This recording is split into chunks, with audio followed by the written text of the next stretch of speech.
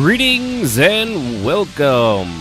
This is RPMMO Radio, episode 24, Back to the Future. I'm one of your hosts, Ashid Phoenix, and of course with me, as always, are the two ladies, Sib and Jazz. Hello, ladies. Hello. Hello. How we all doing? Everybody good to be here? Everybody actually here? Everybody sane? Everybody Christmas shopping done? Don't really care. God. I just want it to be over. Yeah. I got Everybody's my Christmas getting shopping nothing. done. Nothing for Christmas.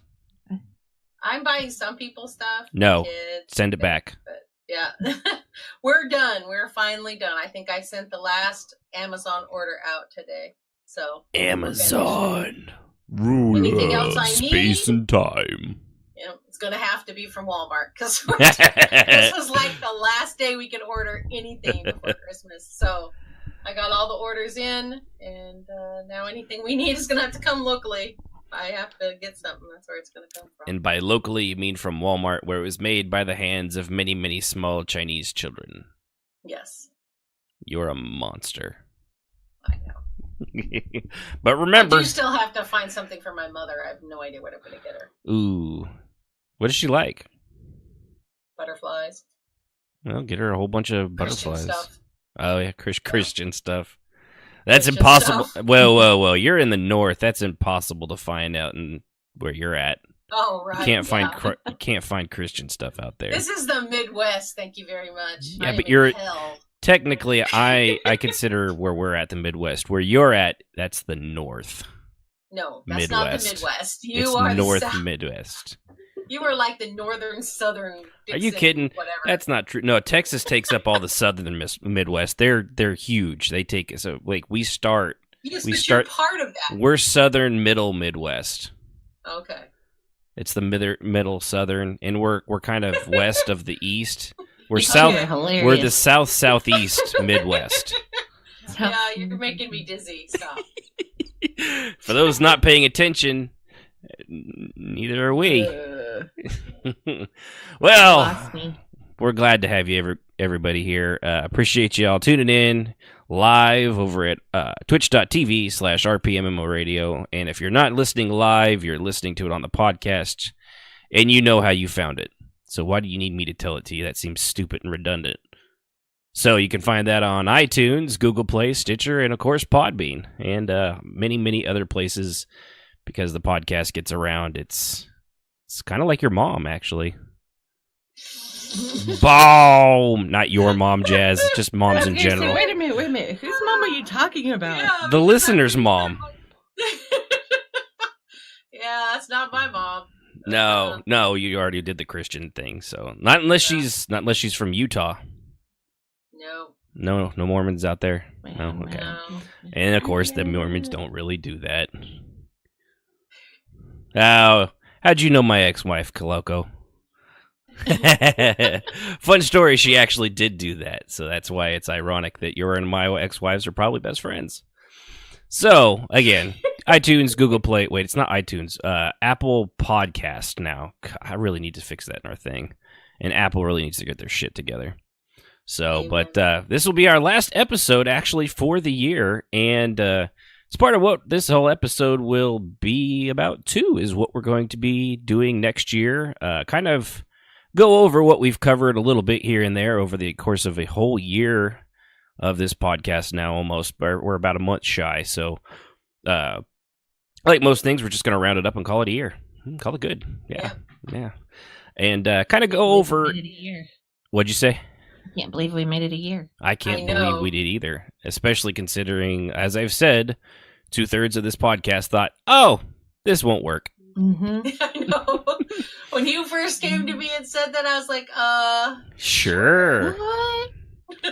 Talk to people about roleplay that I can't see and are invisible as far as I know. Okay, sure, why not? If you say so, crazy man. Yeah, it's been a lot of fun. We've learned a lot. We've definitely, hopefully, improved our quality as we've gone. I know those first few episodes were so bad, and then it just kind of we had our ups and our downs from there on out. And we'll hit all that stuff, and we're actually going to look into maybe what might be coming out later this year or next year in 2018. See what if there's any good RP MMOs on the horizon. Because I'll tell you what, looking back at this year, there wasn't jack squat. No, there wasn't. There was It literally. really bad. I looked through. I was like, okay, well, let's see. I had the thought. I'm like, yeah, well, this has been a really slow year for like brand new AAA developed, interesting MMOs. A lot of announcements for good ones in the future. None came out this year Nope. at all. It's just the A same lot ones. of them went into Couple development in 16 and won't be out till 18. So Or 19.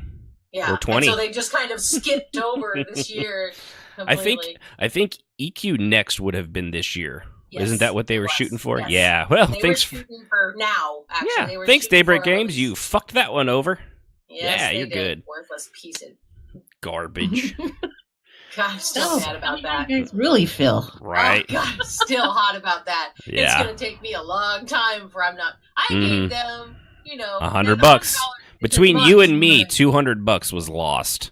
Yep, Jason and I both did 100. Oh, $300 Yeah. between us is Oh all my lost. gosh. Yeah, I forgot about Jay. Yeah. Yeah, and we both. I enjoyed the hell out of Landmark, and I feel like I got my money's worth in that sense. I It's did just- not. I was pissed because they were going and going and going and going and going, and then they started rolling the game backwards, and I knew.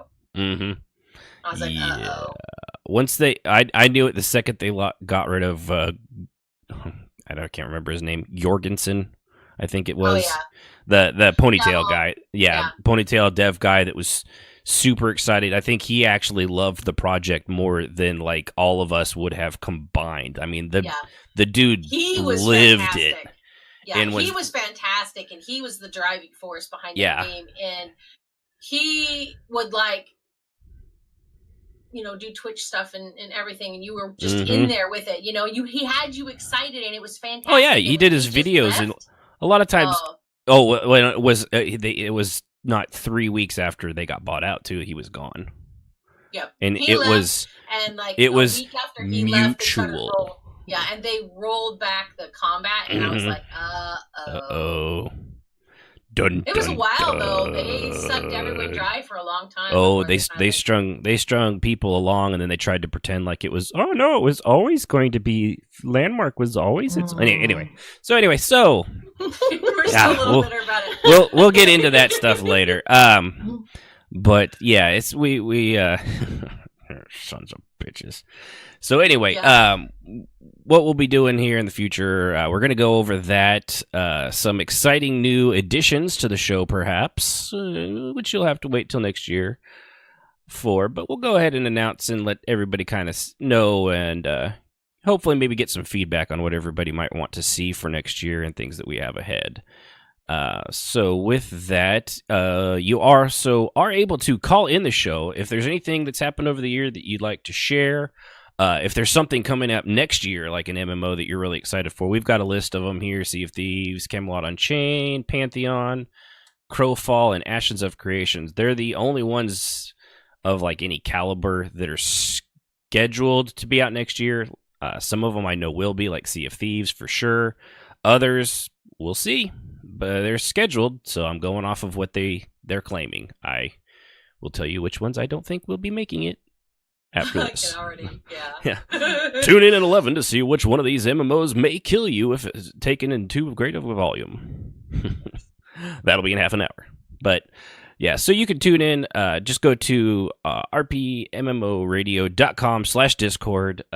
You can hop into our Discord server, go to caller waiting room, and just chill out there. And if you want to let us know what you want to talk about in the caller details section, just type it out. One of the gals will take a look, and we'll bring you on the show. We look forward to hearing anything you guys might have out there that you might be interested or looking forward to next year. I know everyone's some people probably just stick with what they're at. I always like to try new things and then realize I jumped on ship too soon and then bail back to where I was at. Yep. Did that a lot. So, with that, I know this will probably be an extremely short segment because it's only been a week, which I guess we should get used to, huh? Since we're going to be doing this we every really week. should get used to that. That's what it's going to come to. Of course, the difference will be that I will have played more than a single day because I have gotten home from work exhausted and not really even. I log in, I look at all the happy people, I go to the horse trainer, train up a skill, and then I'm like, and I'm exhausted. Good night. Because post office work sucks in December. It's just terrible. And I know Sib's no better off. She's played about as much as I have. But I miss you guys. Oh, it's been rough. It's so funny, Jazz. You know, our show we had a couple of times ago. I was sitting there and I said, I walked to the living room and like, oh my God, there's nobody on. Oh my God, the game is ending. Mike, what are we going to do? Where are we going to go? The game is ending. He looks at me and goes, it's the holidays. And I just started giggling and walked off. Asshole. She knew I'd fall for it too. Mm-hmm. And I did. Because she's an ass. And I was tired. I was all sprawled out on the chair. Like anyway. So anyway, what have we been doing in roleplay? I did a small training exercise on Monday for the servants of the temple because there's a little spot somewhere in Shadastula where when you click on it, it flings your ass into the air. And I get a kick out of that. So, and as it turned out, you can do it before, during, and after you finish the quest. No matter when you go there, it always works. So I thought, training exercise where they have to learn to slow down and stop their descent, or either with magic. One of them with magic. One of them was learning how to tuck and roll, and the other one was doing both of either one of them while being shot at, which was fun. Nice. And a lot of times, when we do those training exercises and things like that, we kind of do dice rolls. But on this one, I didn't want to do that. I wanted, I was like, you guys know, give people a shot to like freeform their thing. They had 3 separate ways and, 3 separate opportunities rather to do that, and give everybody a chance to be creative. Try to come up with something special. And that was actually what Travala was saying. Improvisation and imagination is key in battle and being able to think on the fly. So, one of the guys is like, what happens if you can't use magic? She's, you better learn to tuck and roll real quick, son. Yeah. He actually does. I thought it was pretty good too. He actually arrowed his character so that he landed on one of those little spongy trampoline mushroom things. Uh-huh. And so he did that as his way of not like splatting into the ground. I was like, hey, that was actually pretty creative, pretty impressive. So, and everyone seemed to have a good time. It was, it was kind of funny watching a bunch of people in gold armor fling themselves into the air like 3 stories and then, land crashing to the ground. But, people definitely, some of them were creative. Some of them kind of, they knew their characters. Some of them failed flat out because that's what they wanted to do, and their characters are still learning. Others, were like Spider-Man, which is also perfectly fine. And then with the firing squad one was a lot of fun because I let one of the other Lil L, the commander now, she likes shooting at people in character. She's also sick and twisted, so we just let her fire shoot at everybody and see how they reacted to it. It was a lot of fun. I enjoyed it, and how many soul gems were used during practice? Not nearly as many as I had hoped, but probably more than should have been for professional soldiers. Dear Kavikin asks in the chat. But no, it was a lot of fun, and I logged off almost immediately after that because I was exhausted. That was Monday, which is our worst day right now. I think I think I literally got home at like 7 and it was at 8. It was, ouch. Yeah, I was like, oh, but that was the other great part of it. It might have been partially why I didn't want to do rolls. It's also because I didn't feel like keeping track of all that shit. And I was like, you know what? Yeah. Let's test them. Let's see how well everybody does freeform. And that way I could just set it up and let it take care of itself. Yep. And it worked out nicely. But so you got anything, Jazz? Well, I've been battling a headache all week. Ooh, So, a week-long Ugh. headache? I always have a headache, but this one Yeah. has been rather persistent in its higher level and bordering on migraine, which blossomed into a migraine Thursday. You realize Light those and headaches are sound. called children, right? They have names. We actually you named them. Yes, I did. Okay. So anyway, so I've been staying out of voice, which always limits my socialization level, Mm-hmm. because I can't talk to anybody, and a lot of people talk rather than role play, so it can be very frustrating when you're not in voice. Yeah, Um, that's why I but- can't do both. yeah. So I focused on some role play, and on Sia, I made sure that Sejoris and her got a date, which has been pending for quite some time. Just roleplay always comes first, and so having Mhm. one-on-one roleplay, we finally got some time to just go do that. Plus, we had the new holiday stuff come out, Oh And yeah, I so saw that. so I've been running around doing that. And I'm entering into that because it's going to be slow, and because there's a lot of people who are really busy right now. I'm throwing myself into the game to stay busy. So yeah. Yeah. Keep yourself kind of from. Yeah. So I just stay busy, and we've had some roleplay setbacks for some of the people that I roleplay with. I Sealy, not OO Sealy. How do you mean like that? Well, like one of the characters that I roleplay with, his girlfriend, I Sealy, is not going to be around, and kind of gave him a Dear John, I've got to go bye-bye. I'll be back later, maybe sometime. So there's been a separation of that role play, and his character, of course, is in the doldrums, and which, you know, it's still important to play, and he will, but it's weird because my character obviously doesn't really know what happened, even though I know what happened. So it's been interesting to maneuver around that, and, you know, while she's trying to figure out why he's being so glum, because he's her teacher and she knows him pretty well.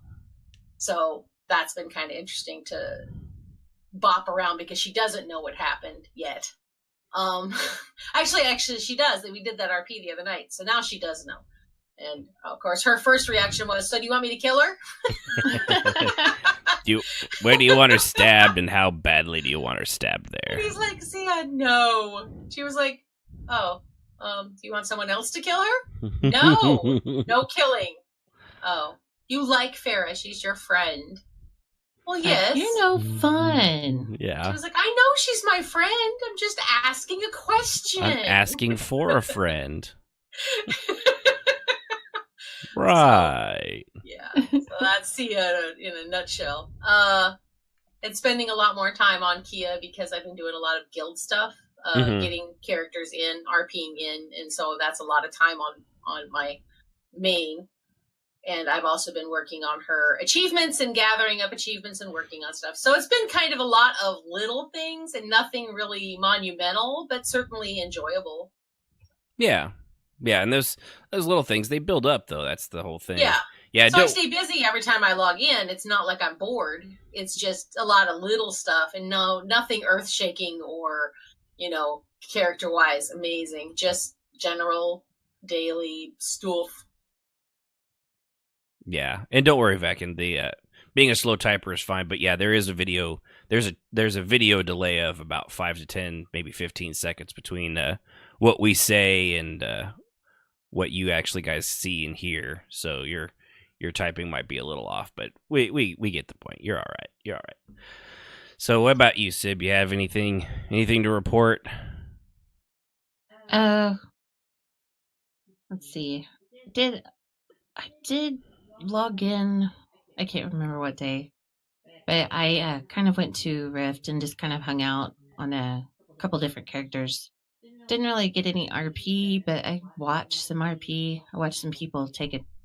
This guy had a pet troll, or was it a goblin? A pet goblin. Goblin, yeah. And they drug him out. So I kind of sit there and watched that. It was kind of funny. But really, other than that, and it was I saw there was another group in there whenever that was happening, and one of the characters called the people dragging the goblin out Hmm.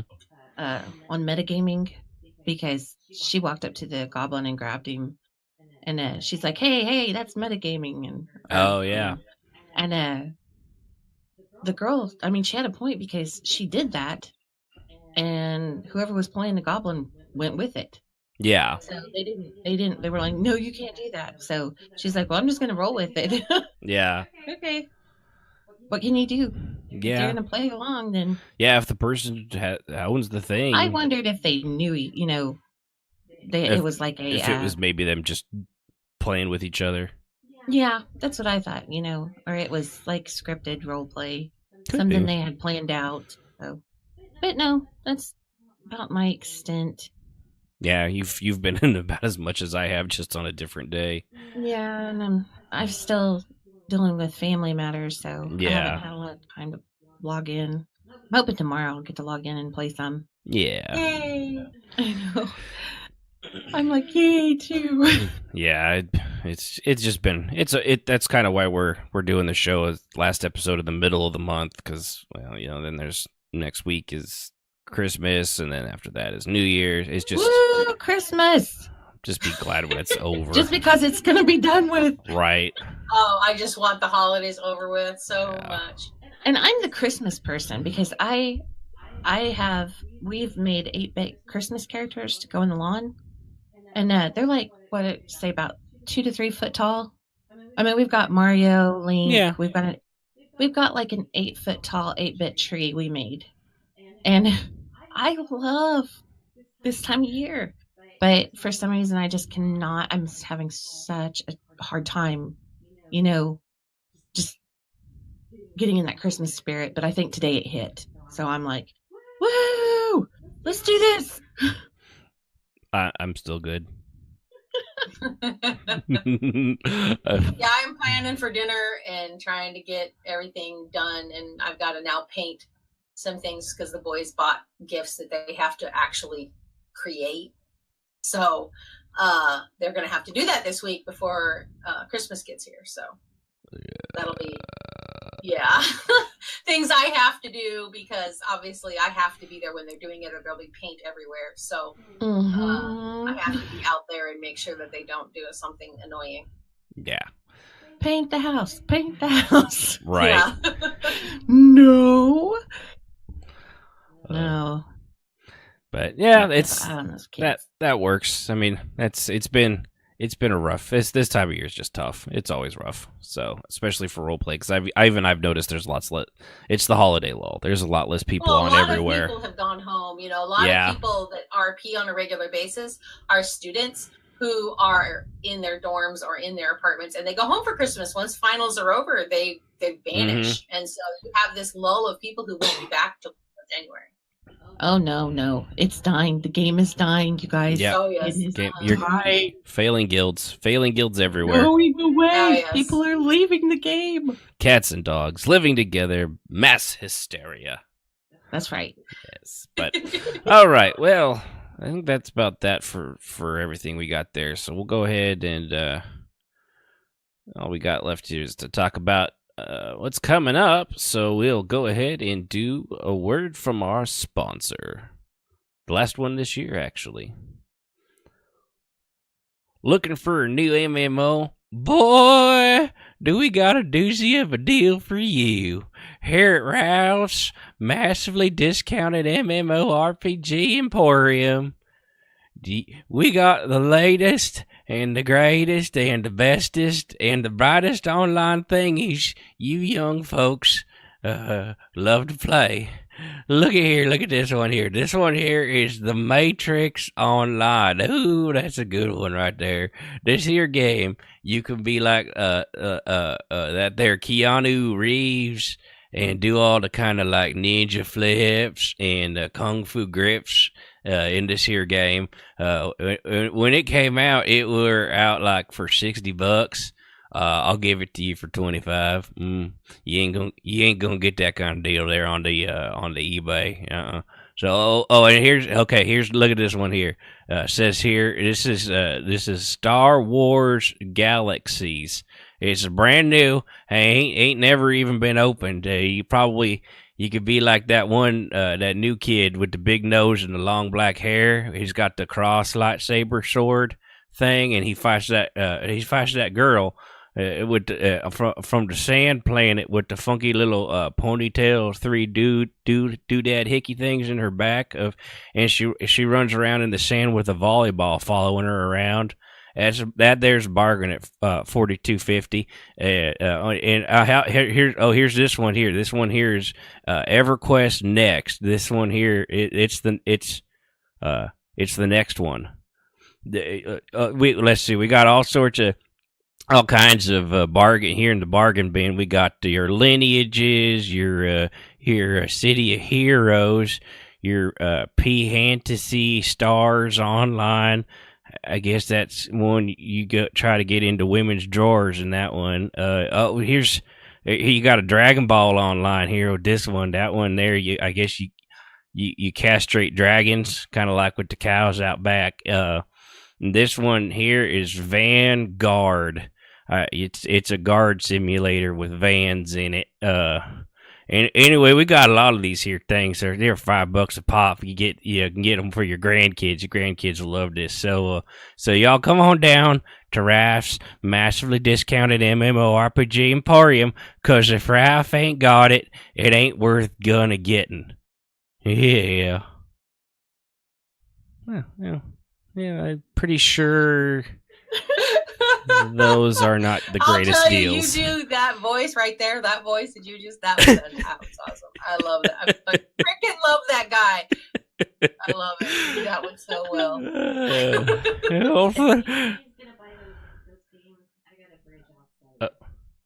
For some reason, oh shit. It looks like we lost Discord there for a second. Uh-oh. Oh, there you are. Okay. Hello? Hello. There you guys go. I don't. Yay! Something happened on my end over here.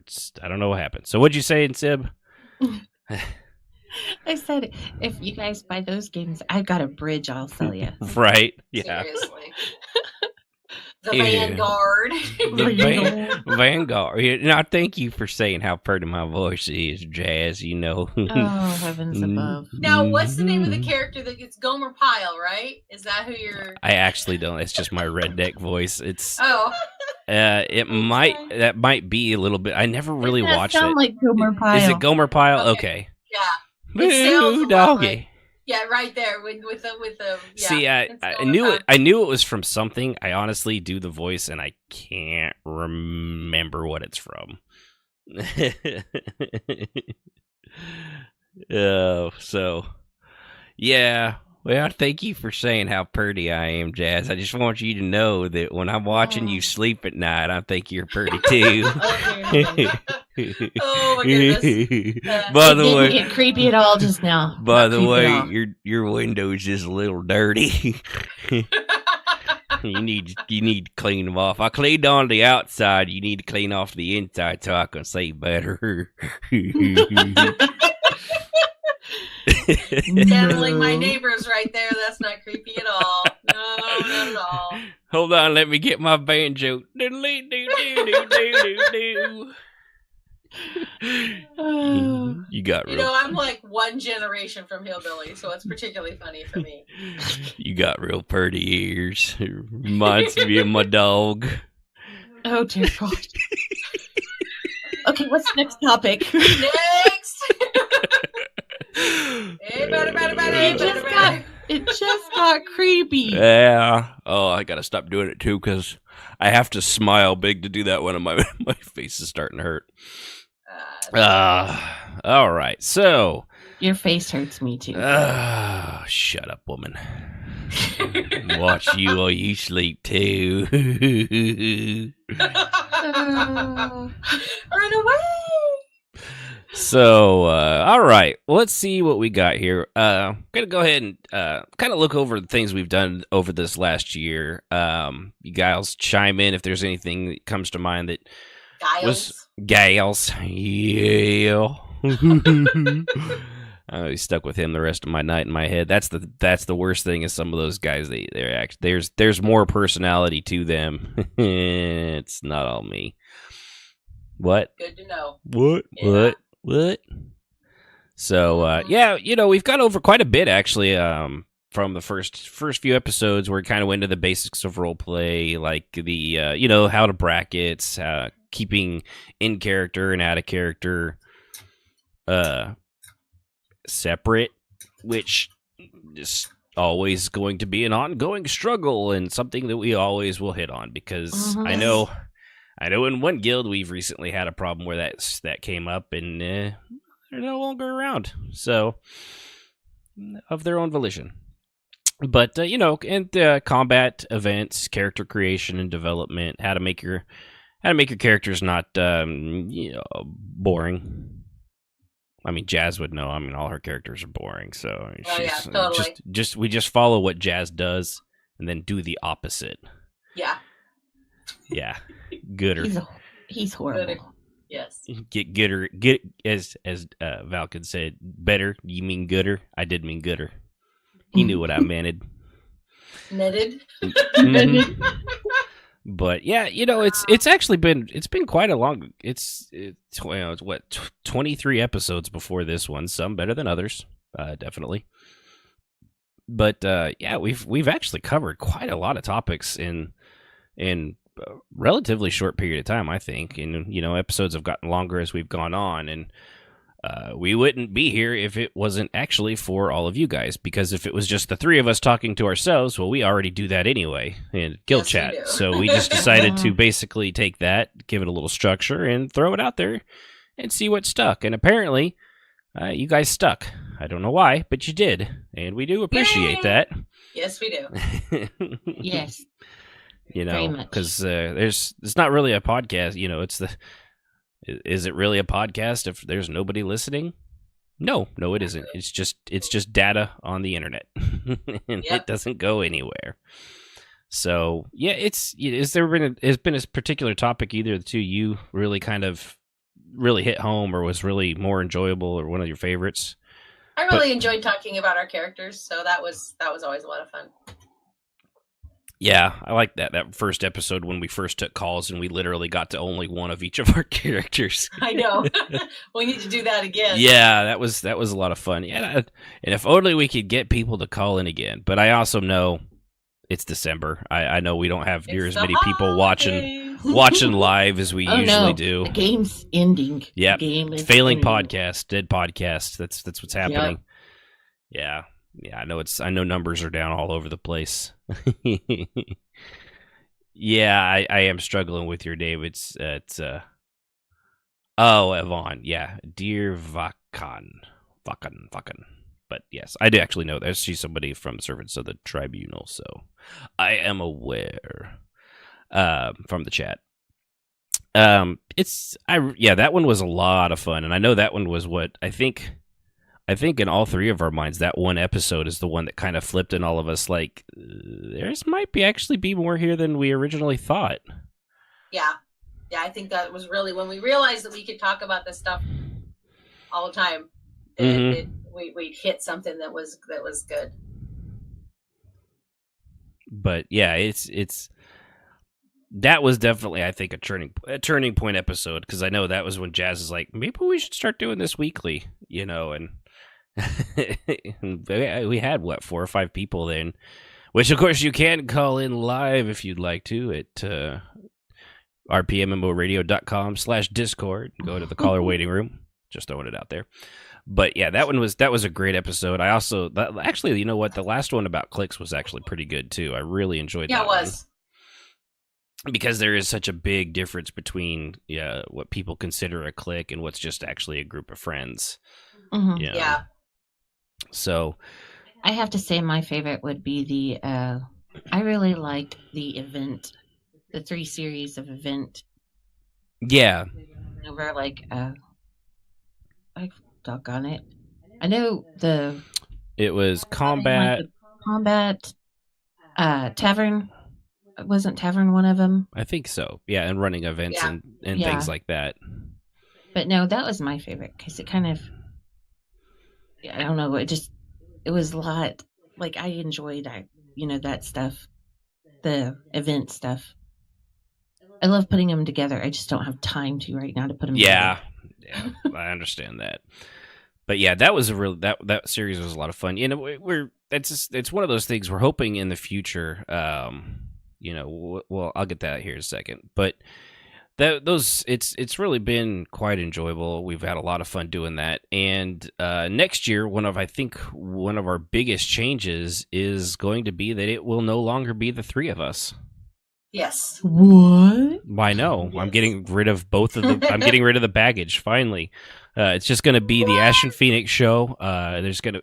Oh wait, no, because even I can't talk by myself for 2 hours straight. It would drive me crazy. Yeah, he could. He could. Don't let him wouldn't lie be- to you. it- He totally could. It wouldn't be interesting. It'd end up being me talking to myself in multiple different voices, and unfortunately, after a while, he would do it. they would start taking. It'd be like what was that Split with the with the young Professor X in it, where he had all those different personalities. That's what the whole show would turn into. Yep, it would. You'd catch me wearing a shaw on the next show and like just taking it off, and it's a new person. But I just wear it for warmth, and it makes me feel pretty. So, but no, we're my actually goodness. going to bring on two people that you've heard before. Strafe, who is actually back in episode 10, chimed in for us. He's an old friend of ours. He's good. He's a good guy, funny, and I'm probably going to say it wrong. He said it was Keshmis, who is Roger from Servants of the Temple, is going to join us next year. The two of them are going to be two extra hosts for the show, so we will have a total of 5. And that way, if something happens where Sib or Jazz or one of those two can't make it, we'll still, we should be able to always keep a show of 3 people no matter what, and be at full strength at 5. So Yes. that should be a lot of fun. One of the things I've always wanted to do, and I know the girls will back me up on this, is I want us to be entertaining. I listen to a lot of podcasts, and some of them are so boring. And they really have no inflection or interest in, or they do that horrible fake, good morning, this is 109.9, the big cheese, quack, quack, that kind of. What was the last part again? Quack, quack. Wow. Quack, quack. Yeah. 109.9, the big cheese, where we give you traffic and weather on the 5s, the 6s, and the 7s, and also go to our cable news guy. Cable news guy, how's it going? It's news. All right, thanks, cable news guy. That's. I was gonna say we got a special guest host in the studio tonight. That's right. The Half-Like Duck. Ring, ring. Affleck. Ben Affleck. Won't be Batman much longer, thank God. Anyway, he's a better Bruce Wayne than he is a Batman. Why did you say that name? Where was that? Oh yeah, Kishmish and Strafe. But anyway, they're both different ages too, and one of the things I've had, don't get me wrong, I love that the 3 of us together. Where obviously I'm married to one and been friends with the other for 12 years, And you have been married to her in game. Yeah, and I've been married to her in games, so Jesus, I really screwed myself. But one of the problems I have is we really do kind of all think we think very much alike when it comes to role play, so it's hard to have a lot of counterpoint discourse when, like, I help Sib become a role player, so of course she's going to think similar along the lines of I do, and Jazz and I have been friends so long. I mean, obviously we have to have a pretty similar viewpoint, and while Kishmis and Strafe also have a very close viewpoint to the way we think, with 5 people, there's always going to be subtle differences. And the nuances themselves should make it very interesting. And it will become a lot more like, the 3 of us, we've had not necessarily disagreements, but different viewpoints and different ways of looking at things. But when you bring 5 people, it's a lot more obvious and a lot more apparent. Mm-hmm. and that's, you know, and also those guys can give a joke as well as they can take one, so it should be far more entertaining.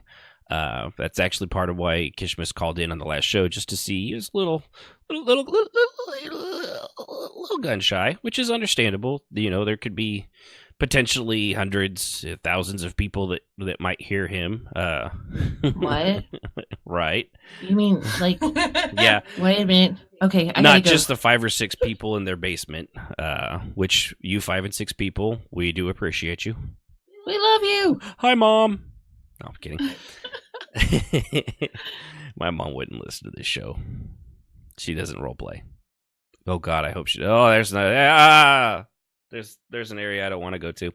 Anyway, so yeah, they've got a totally different brand of humor too. I know we had a lot of fun when Strafe was here when Sib had to go for baseball stuff. So it should be a really good dynamic. I'm really looking forward to seeing how the 5 of us play off each other. Hopefully it won't be just another wet fart, and because that would suck. Charming. What? I'm just saying, sometimes it depends. Oh. Ugh. Oh God. Dun-dun-dun. Oh. So one of the other things I'm hoping to do too, especially since we'll be going weekly, is seeking out and talking to people about RP from different MMOs that we actually don't play, because we are pretty much all in ESO. Even when it comes to all the 5 of us, Roger plays ESO, Strafe's in ESO. He plays a few other things. I think he's doing the Star Wars Galaxies emulator thing as well as maybe Classic. He might be doing Project 1999 on EverQuest as well. But still, it's nothing like the Old Republic, BDO, WoW, FF14, Lord of the Rings Online, or The Secret World. So I'm going to start actually actively looking for people that we might be able to bring to the show just to talk to them about different, RP across the different MMOs. So outside of things that you, as an ESO player or a WoW player or something else, may not be very familiar with, we can kind of get an insight into what it's like over there. And, you never know. You might find another home sometime. Then again, you might not, but at least it'll be interesting. And I'm always fascinated by the way different games gestate roleplay, I guess, how it grows and how it forms, Yeah. Like, I know I'd love to get someone, if I don't know if it's still going on, Jazz, you've played it more recently than I did, but like Guild Wars 2, those people that were playing as though they were the leaders of the factions and things like the nobles and stuff. Yeah. Like, if they're still doing that, which I assume if there's people role-playing in there, they probably are, I'd love to bend their ear to some of them and see how it is that they get themselves, what process they had to do to set themselves up in a position of authority like that. Because, of course, as we've said, that authority is only granted because other role players play along. Yes. Mm-hmm. It's not like, in the real world where, like, you're elected to a Senate seat because you did all this work, that work, paid off this guy, maybe had to, pay off somebody else that you slapped their ass a couple times or pretended to grab their chest on an airplane. Franken. Al Franken. Yeah, photographic evidence is always a bad thing. But anyway, it's just, how do you do that? I've kind of done that with the guilds we're in, and Jazz, you have too, but that's as a guild leader. As guild leader, it's obvious. It's like, that's what you do. The people are joining the guild, and they're like, yeah, well, you're the guild leader. But to have a community be like, yeah, well, you're the noble of whatever. How do you get to that point? I don't know. I've never done it. I've never been interested to do it myself, but I am interested to find out how it happens. I would say it requires a lot of time and a lot of commitment, and it requires you to have, in my opinion, a set group of people from the get-go that you know and you have incorporated into the idea. Yeah. Yeah, because I don't think like your that guild and stuff like that. Yeah. Yeah, and that makes sense, but it'd be interesting to actually talk to somebody and be like, Yeah. if they would be willing to be, I mean, obviously you're not gonna. It's gonna have to be a little self-aggrandizing because you're gonna have to just be honest with how you got there, and it might sound a little conceited, but I mean, you put in the work, you put in the effort, then there's nothing really conceited about it. You've done the legwork, so to speak. Exactly. But it'd be interesting to hear. I want to hear the different people from different games out there, and I think, I'm sure there's got to be some people out there that'd be willing to talk to us. Hopefully, Well, I would hope so. Yeah. I hope so. And not everybody, and I understand that because there's certain people even that listen to this show that, we'd be like, hey, you want to call in? And I've asked them, and they're like, I don't like to talk. Not everybody apparently can do that, and it's kind of like it's public speaking basically over the internet. Because if I start thinking about people listening to me talk, I get super nervous and I start sweating, and then I'm like, and nobody's even here with me besides she Ashen, starts lifting her arms like, up, and it's like just this yeah. dripping sound comes from underneath them. Hey, what? Stop telling my secrets. She sweats a lot. She's very sweaty. Very, very sweaty. No. But no, and I understand that. Not everybody wants to come on or be, and be interviewed like what Mikey's done over his. I'm sure he's probably been rejected a few times, not because like, no, I don't want to take an interview with Mikey. It's just like, I'm not comfortable with that, and I don't, there's not everybody likes that kind of stuff. Yeah. And then there's people like, Jazz, obviously. I mean, she's clearly an attention whore. I mean, obviously, look at her over there. She's been talk. That's all she does. I try to shut her up. I'm sorry, guys. I do the best I can. But yeah, no, that's and we're gonna have all five of us. So we're gonna come up with a couple little, maybe we could do little bits and little fun role play things. Embarrassingly so on the air. It's just try to find things that would be entertaining and fun for both us and hopefully for you. And I think one of the things that I'd like to entertain with is some voice role play, since it is apparently a thing. Yeah, it's so weird to be, isn't it? Yeah. And I'm like, what? But my kids do it, and yeah, and I know I know there are people that do that stuff. So yeah, we might have. That's a good one. I hadn't even I've not even considered that. That might be something we have to do. It could be fun. Yeah. Or even doing something in the style of Whose Line Is It Anyway, or something like that with role play scenes would probably be hysterical with 5 people. Oh yeah, I think it would be fun. But and embarrassing, which is always fun, especially for those listening, because you just see them at home going, "Oh, I can't believe I listened to this. Why?" Well, I sit and I listen to my kids sometimes when they don't realize that I'm listening, because I'm fascinated by the fact that I role play, and I've never taught my kids to role play. They've never been in theater. They've never done the things that I've done, So to me, voice acting and doing all of that goes back to theater and my core roots with theater that I started off in. But they didn't have that, and they're actually better at it than I am. So, yeah. It's got to be just growing up on the internet and talking to people, talking to complete strangers through voice chats their whole life now. We grew into that. Yes, we had to grow into that. That isn't something that... Yeah, and I still don't. I can't even be out of character in a voice chat and role playing in the game. I literally don't have the brain capacity to do both. And I don't believe that, but I don't know. I'm not joking. I literally, if I have enough concentration to do one or the other. I can sit there and joke and bullshit in voice, or I can role play. But well, that's true. I can't have a hard do time. both. I literally, whatever. If I'm doing both at the same time, one of them is suffering. Yes, exactly. And it's usually I'm the same role way. play. I agree. I agree. I think that's true. It's just why when I'm in serious role play, I will simply extricate myself from voice, or I'll put myself on mute, because when I role play, and this is the funny part, and this is part of the reason why I want to explore it, when I'm role playing, I am voicing it.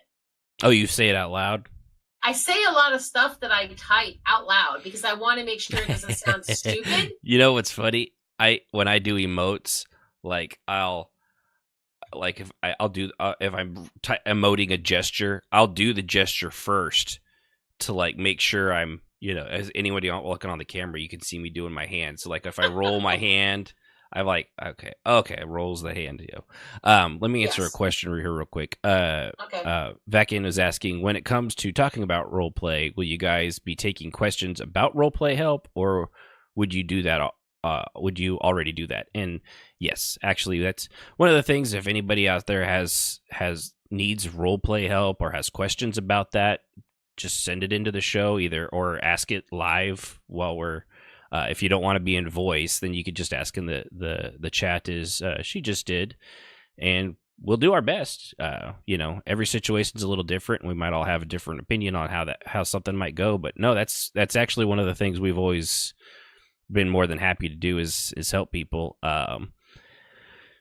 Just get more confidence and more knowledge you get, the better off role play is. It's just kind of how it goes. So yeah, role play help is something we've always wanted to do. Whether it be you can ask it live, yes. You just have to go to the caller waiting room, and we'll bring you on, and you can ask or comment on whatever you want before we hit up our next thing. Like a message on Discord if you're on Yep. Discord, Yep. and so that you don't have to do it publicly. If you think it's embarrassing to ask the question, just send it to us, and we'll answer it anonymously, and we'll talk about it on the show. Yep. We had a question. This is the question. This is the answer. So, I mean, there's obviously lots of ways to answer someone's questions to help people with role play, or to just encourage them, or give them an answer on building story if they need help with that, et cetera, et cetera, et cetera. Yeah. Yeah, Mhm. yeah, and if you want it to be anonymous, you can, like she said, just send us a tell, do the email, and just be like, hey, I have the question, but I don't want you to say who this is from. And yes, and chat's fine too. You can just ask in there. And that's perfectly fine for anybody else out there listening.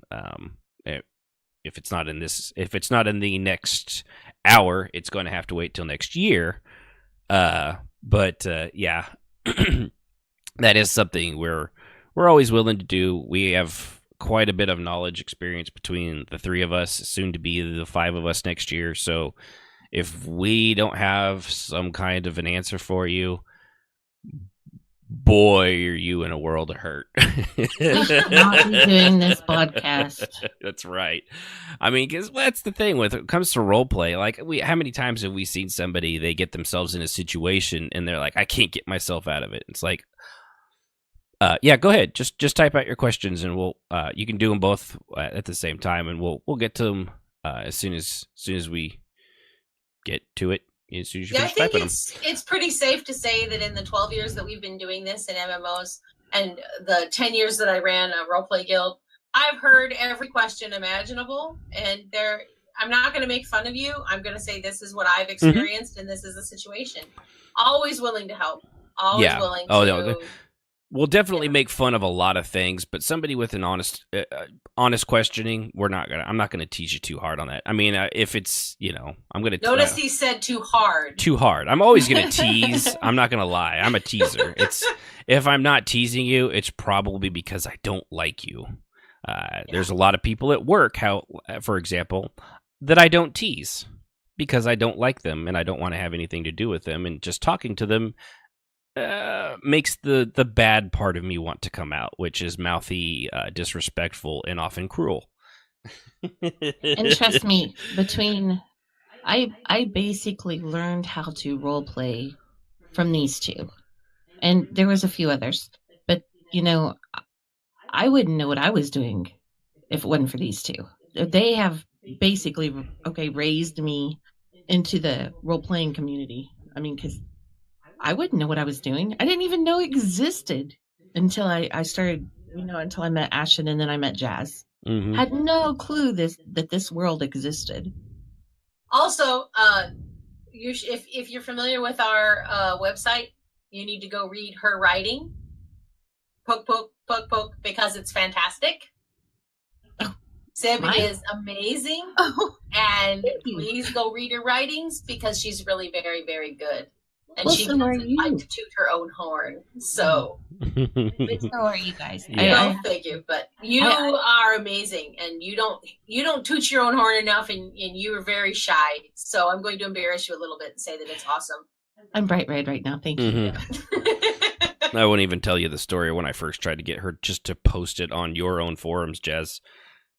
The waffling would have made like the International House of Pancakes go, damn!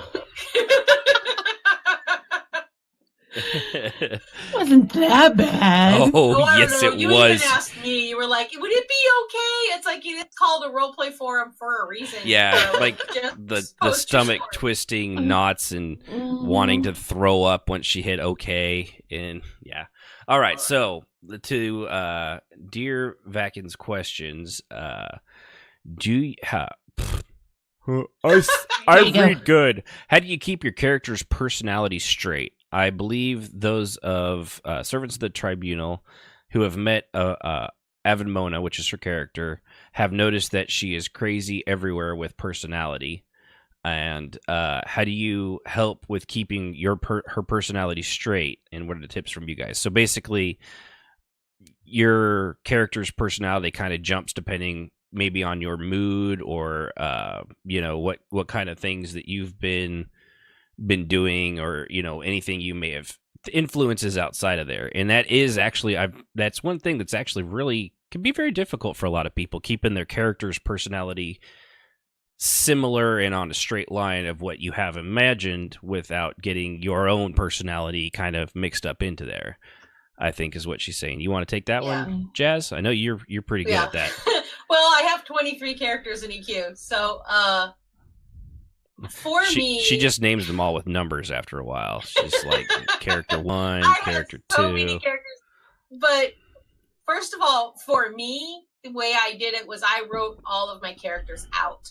So I had profiles for every one of them. I rolled dice for every one of them so that they each had their own unique personality. And then I would keep that if I for a while when I first start playing a character, I will go and have the profile in front of me when I'm playing so that I don't get them confused. That is very easy to do when you're bebopping, or I used to 2-box, and this was always very funny. And what that means is that I had two different what's it called? 2 accounts. 2 accounts, and I would have them both up at the same time. And I would alt tab between the two while I role played. And so I had to keep them both separate. And every now and then, not as often as you might think, but every now and then I would cross post, which meant I would be on a Lambshin, but I would say something that Vaka would say. And everybody knew what I had done because those two characters were so different. Because a Lamb would never talk like that, or Vaka would never, ever make that statement. So the best way to do it, in my opinion, when you're talking to people who want to have different characters, is to write it down and have it in front of you, just like a D&D sheet, even though it may not be a D&D sheet for you, but just Similar, yeah. Yeah, keep it written down, have the basic personality in front of you. And for people that aren't good at it, to just keep your characters to a minimum or make sure that you play one character for quite a while before you start bebopping around to another one. Yeah, and she says one thing I guess what she does is she keeps going. I keep going between she's sweetheart and she's a sadistic and sick. So yeah, that's two pretty extremes. So another one way is to do it Jazz's way too, which does work very well. Another one is to, like, when you get your character and kind of how you want it, if there's something already in literature or TV or movies that's similar, and a character like very, very well, or you've really enjoyed in a TV show or book, kind of keep that character in mind as well, and then ask yourself, okay, well, if this situation happened to this character, what is that how they would react, or base it off of something that you know very, very well, which is basically the same thing Jazz said, but maybe if you've not had time to flesh it out as fully as she has, that's a good quick, okay, so this personality type of, my one guy is kind of based off of Red Reddington from Blacklist.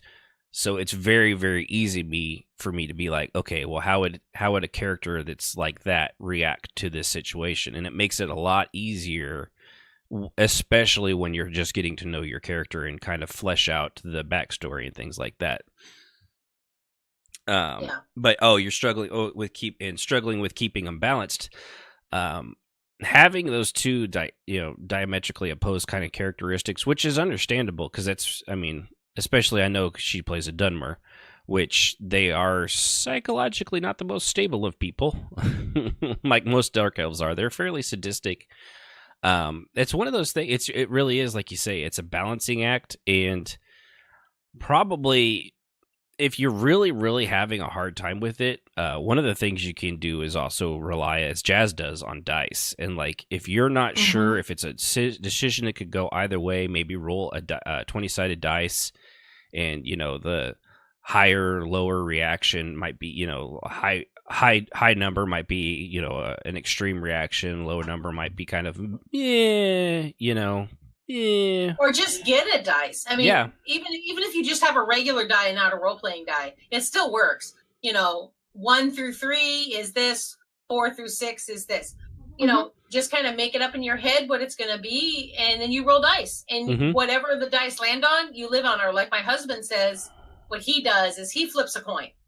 And if when he flips the coin and it makes the decision for him, he doesn't want to do it, then he wanted to do it the other way. That he already knew the answer anyway. Right. So either way, he figures it out. So that's, my husband didn't roll dice, but he would flip coin. Yeah. So that he could make it up his mind. Yeah. And I understand, you want that's actually kind of what Tarvala, my ordinator, is. She actually is a super sweet, super nice character. But what changes her for her is putting on that armor, and that makes her, it changes her. That's her Batman, basically. She flips that switch from being who she is into being a soldier. Just like you see in the real military. There's people. So our modern day soldiers, they have to do terrible and horrific things in the line of duty, and they have to make sacrifices, make very hard calls. And then they come back for shore leave with their family, and then they get out of that, and they have to kind of meld back into that. With this, it's just a little bit more of an extreme on the fly thing. And of course, we don't have to deal with the horrible PTSD after effects they do, unless of course we want to, because it's role play. They don't really have a choice. Well, it's also, I didn't understand the question initially. I think I'm understanding it now. When you have characters that have diametrically opposed characteristics, it probably would help if you had a reason why. So like he said, he puts on his armor and that changes him. So it's really important for you to understand why that happens. You need to have a reason, not just I want my character to have this. Then you also need to sit down and figure out why they have it, what causes it, what changes it, what makes it happen. That makes it easier to play, because if you understand why, then it's easier to actually formulate action. Yeah, you have to.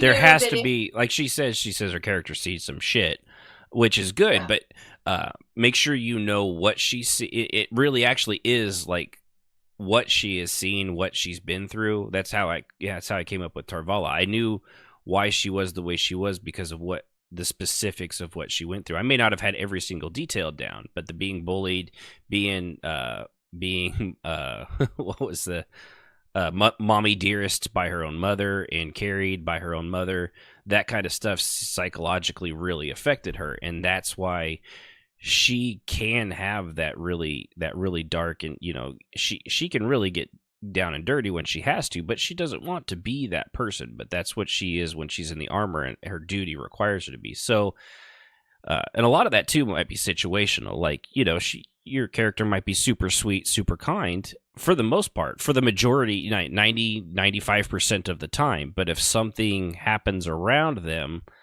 that might be when that kind of flip switches. But even then, sometimes you've got to depends on the character. If they're like Jazz's characters tend to be cold and calculating, they might hold on to that for later and brood on that and let that boil and fester and come to the surface later, but not right at that moment, because it would give it away.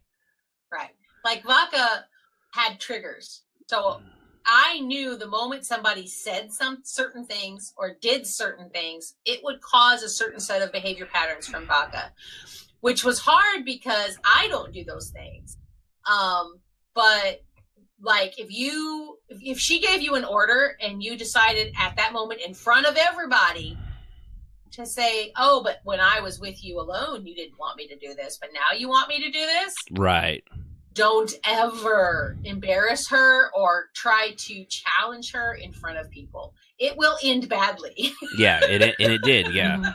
Yes, always. Because then I had to roll, and I had to roll with a +3, which meant that no matter what I rolled, it was going to be bad. Yeah. Yeah. So hopefully that answers a few of the questions for that. And yeah, we always welcome questions. Anything we can do to help. Hopefully that'll give you at least a little idea, at least something to chew on. Yeah, just let us know if can't hurt. The only stupid questions or dumb ones. Is that the saying, Jazz? Sib? No, dear. Is that no? Are you sure? I'm pretty sure. Sorry. No. You know what? I'm just gonna go with it. So, but all right, let's go ahead and hit up a few things of the upcoming. I looked for a few of them. You will notice that on this list is not Conan Exiles because, according to their very front page, Conan Exiles is not an MMO. It is a survival game. So that will not be included on this. Dong sliders or not. Tit sliders, which they're trying to get into Xbox Live for some reason. I don't know. They actually are trying to talk. I saw an article on a nudity patch for Xbox One. I was like, huh. Yeah, no problem. We're always happy to help. Always, yeah. So, first on this list, and I don't know how many of these you guys may have seen. I know you're probably aware of many of them, even if you've not seen them. The one of them that I know for a fact will be out next year is called Sea of Thieves. Have either of you two heard of that one yet? Yeah, I have. Yeah. No. Well, you don't count. It's been posted in our little group on It's Facebook. it's done by Rare, which for those that don't know, Rare are the ones that did back in the day. They did like the Donkey Kong Country,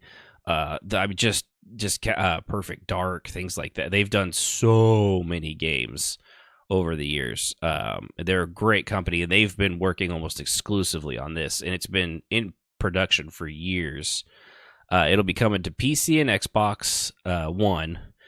Didn't see anything on PS4. I think it's just exclusive to those two. I think they're the ones that have Microsoft's the ones that put the money into it. But it's basically a pirate game. You'll have treasure, looting, pirate ship battles on the sea. You can actually board the other ships. Supposed to have a lot of user created content and things like that. If you look at the videos, it is kind of a cartoony look to it. But from everybody I've heard that has played this, from at like the IGNs and the Gamerscapes and Game Informer, people that go to the E3 and the PAXs that have actually gotten their hands on this, the only thing every single one of them says is that they are dying to play more of it. And That's they only awesome. get like 10 or 15 minutes, and like they just, some of them get up to like an hour, and they just like they're like, we can't even put into words why this is fun, but I want it so bad, so that's pretty high praise too, because not knowing why you're having fun, but you just know that when you let go, you're like, I really want to keep playing. It's not something we get in a lot of games these days. Yeah, no, it's not. Like I said, the style's a bit on the cartoony side, but it's actually very detailed. The ship-to-ship combat, like, they had, you can fire cannons at each other. You can actually board the other ship and take it over and fight, PvP and stuff like that. There's also treasure hunts and exploration and towns like you would see out of Pirates of the Caribbean. I forget what port of, I don't remember what it was called. Things like that. It's a fucking pirate game. I mean, if you don't know what kind of basically everything you would expect out of a pirate game, supposedly this game allows you to do. So It's it's supposed to run really clean. It's really smooth. Will it be able to be RP'd? I honestly don't know. But if there's a chat and people that like pirates, I know they'll find a way. I mean, if we could roleplay in the Old Republic and some of those other games around the horrible chat filters that they implied on us, I know we can figure it out. Oh yeah. But I'm interested in playing it myself. I don't know if I would roleplay in it, but just seeing it and all the reviews and stuff that not reviews because it's not out yet, but I'm really curious to give it a try. I don't know if is pirating something you two would be up for ever. Is that a little out of your wheelhouses? I don't know. No, I don't have a problem with that. I think that it sounds interesting, if nothing else. Yeah. And it just and it depends on the world and the part with user created content that's like one of their main features. I don't know exactly how they mean that. They're still very tight-lipped on a lot of it, but just going off what people say about it, it sounds pretty promising. And it will actually be out next year because it has taken so long, and they've made sure that they always get it nice and cleaned up before they do it. The next one is Camelot Unchained, which for you old timers might remember Dark Age of Camelot, which was one of the first MMOs to allow you to wear capes. Yeah, capes. That used to be a big deal. It was a big deal. I remember when EQ got capes. When EQ2 finally got them, it was a big deal because it wasn't at launch. And they did such a horrible job. Yeah, they were like awful. Stiff little. Well, the thing is with Dark Age of Camelot, they were the ones at EverQuest 2 were way better. Because the Dark Age of Camelot was basically like a giant polygon that was just stiff, and it was like having cardboard taped to your shoulders back and forth when you would wiggle. It was a very early game. It came out a little after. It came out between EQ and EQ2, though. That's why. But Camelot Unchained is a spiritual successor. It's not actually even though they're because nobody's copyrighted the term Camelot, so they can still use that. But right. It's not directly done, I think, by the exact same people, maybe a few of them, as Dark Age of Camelot was. There's a bit of footage out there. The alpha footage is, it's alpha footage, so it's okay. It's not groundbreaking. It's not something that would make me rush out to want to get it like right now, like some of the ones we will have later would kind of make you want to do. But again, alpha. Though I know everyone's like, oh, you can't judge a game based on the alpha. Jazz, how many times have we heard that? Oh, God. And then when the game comes out, you're like, oh, yeah, this is exactly what the alpha showed. So this is pretty much exactly what we could have done. Yeah. Sorry, I had to take a drink. Exactly. Yeah, so, it is, like I said, it's alpha footage. It still might be, they're claiming it's going to be out this year. I would assume that if it is, it's going to be at the very end of the year. But I honestly, I doubt it. I would almost say 2019, but that's just my opinion. It's not the best looking MMO. It does have the RVR, which is Realm versus Realm, which was Dark Age Camelot was one of the first ones to really do that. It had the three separate realms of massive PvP content. It takes place in a world recovering. So much of the I guess some big calamity or something happened. So the world's recovering, and much of the content will be about reclaiming the world from after that disaster. They are promising no real world money cash shops, and so we'll see. And they also claim that people will have to earn their levels. There'll be no fast forwarding and things like that, like most of the MMOs are doing these days. Says that. I know. But the thing is, I always take it with a grain of salt, but with the way things are going with the loot boxes right now, and the blowback that so many players, there was just Rift. Oh, okay. So let's talk about Rift for a second. You guys hear about the $100 loot box Rift put in? What? Yeah. Remember Rift? I'll give you guys a moment because most of you probably don't. I remember I played Rift. Oh yeah, I did too. Yeah. So for $99.99, and we don't have this. I looked into this one good. It's not even on our thing. It just popped into my head. $99.99. You can get a single loot box with one item in it. One item. What? And that one item will be one of 42 possible mounts. Okay. One of them's a giant squirrel. So for $100, you too could have one of 42 different mounts.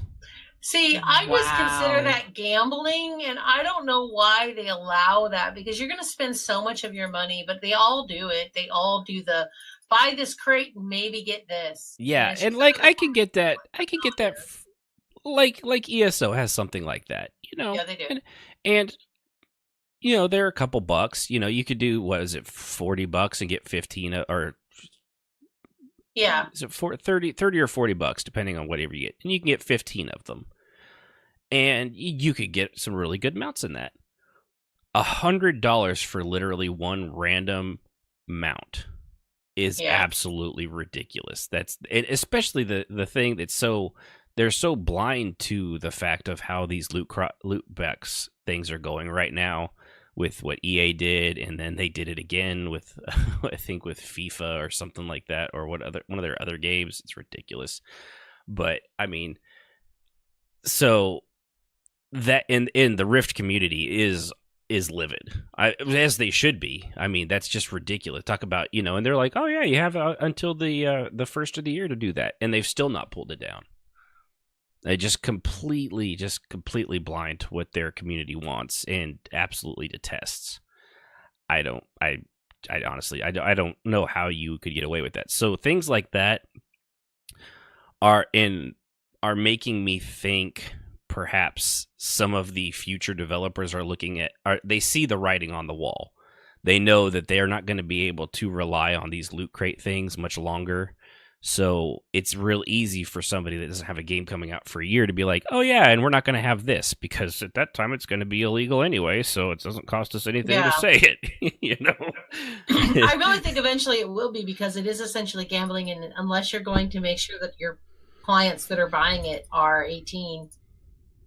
And you're also encouraging, because gambling can be such a problem for some people, and they can blow, so much money on that nonsense. So yeah, I don't foresee it being around, and I think they're just saying that because they want everybody to go, oh, look at us. But so far, every company that has said that they wouldn't did as soon as they opened. Yeah, and it's in like some of them, like CD Projekt Red, the guys that made Witcher 3. They're in the middle of they're creating one called Cyberpunk 2077, and they have been adamantly against this kind of stuff. Like CD Projekt Red, when they released The Witcher, they did have an expansion, like a season pass thing, but literally they also gave out 19 pieces of DLC for free. Like, it's just part of the game. And I'm a huge fan of Witcher 3, by the way, and CD Projekt Red. But the expansion stuff that they released was completely story-based, completely voice-acted. And it was basically too small. Both of those DLC content patches were basically small. There's fully released $60 games that had less content than these two things did individually, Each one had anywhere from like 10 to 25 hours worth of story in them separately. That's amazing. They're a great company, and they came out and like, yeah, this loot box thing is bullshit. I think their underhanded comment was, we'll leave loot boxes to the competition. Yeah. It's like, oh, that's why I love you guys so much. Oh, yes, and Port of Tortuga. Thank you, Koloko. And they actually had a question. With some of the new games coming out, is there a deal killer for any of you? For example, gender lock classes. No matter how good the game looks, a female-only rogue class or a male-only archer class is a deal killer. That's ridiculous. That would just make me mad. That and Black Desert Online does that. Yeah, that just pisses me off. It's probably one of the reasons I didn't play that, and open world PvP you can't opt out of. I don't want that, and I'm not going to play that. So I will never play a game. I AOC was like that, and initially, and then they made it a lot more restrictive. But we were on a PvP server, and I went there of my own free will, so I can't bitch at anybody. But I had my fill of that then. And they did it in a far more fair sense than most PvP games do. And I'm just done. So that's my deal killer is PvP. I just can't. No. What about you, Sib? Is there a deal breaker on trying out a new MMO? I mean, I know we have Jump from Final Fantasy 14 1.0 was pretty much what killed it for us. That was pretty bad. Yeah. I can't think of one. I mean, yeah, you gotta have Jump, no matter what. Yeah, Jump. Gotta have Jump. Yeah, Jump really has bad. got to be in the game. But really, no. I mean, I don't mind trying out everything, and I'd have to actually just start playing a game, and then if find out what they have in it, and then be like, okay, that's a deal breaker. Yeah, like I know the ganking and was it Aeon that we played? That was really that got old very, very quickly. Well, and that wasn't in the beginning levels. That was once you hit max levels. level, and it was still got old quickly. I honestly can't think of anything that I would be like, nope, you got to have that in there, else I'm not going to play. Yeah, I'm willing to try it. Give it a go, but as long as it piques your for me, I think more than anything, because I actually did enjoy BDO, and it was the gender locked classes was really annoying, but it wasn't a deal breaker for me. For me, it's just if your game kind of, it doesn't even have to completely look like shit, but if it plays like ass, I can't play it. That's probably the biggest deal breaker for me. If your game plays like it just plays like butt, then you're probably never gonna get very far with me. Yeah. I mean, I played Wizards 101. Yeah, so. we did play Wizards, but that was a pretty cute game. It. Yeah, that was a good one. So I can't really say. I don't know. Yeah, I think that'd be it, as long as it takes a couple factors, but for me, it's no one thing. It's usually a multitude of things. Which, speaking of, Pantheon: Rise of the Fallen, game by Brad McQuaid. He's one of the original creators of EverQuest and also Vanguard, which is no longer active either. That game also played like ass. It was he tried to recreate EverQuest in Vanguard, and I think that's basically what he's doing with Pantheon: Rise of the Fallen, and it looks like it. And I mean I like his attitude on that. They claim the MMO genre has become too easy, and it's too handholdy, and it's claiming they're going to pick up where a lot of the older MMOs left off back in the what I call the golden era of them. No looking for group, no quest markers or finders, no mini map, that kind of thing. And I like that in the idea of it. I don't know if I have time to put into a game like I did back in EverQuest and those older MMOs. I really don't have that type of time anymore. No. The kind of time that they're talking about having to invest in a game, that's mind-boggling. And I have to be able to log in and do some decent accomplishments. Feel like you did something. In a set amount of time that is not necessarily going to, it's.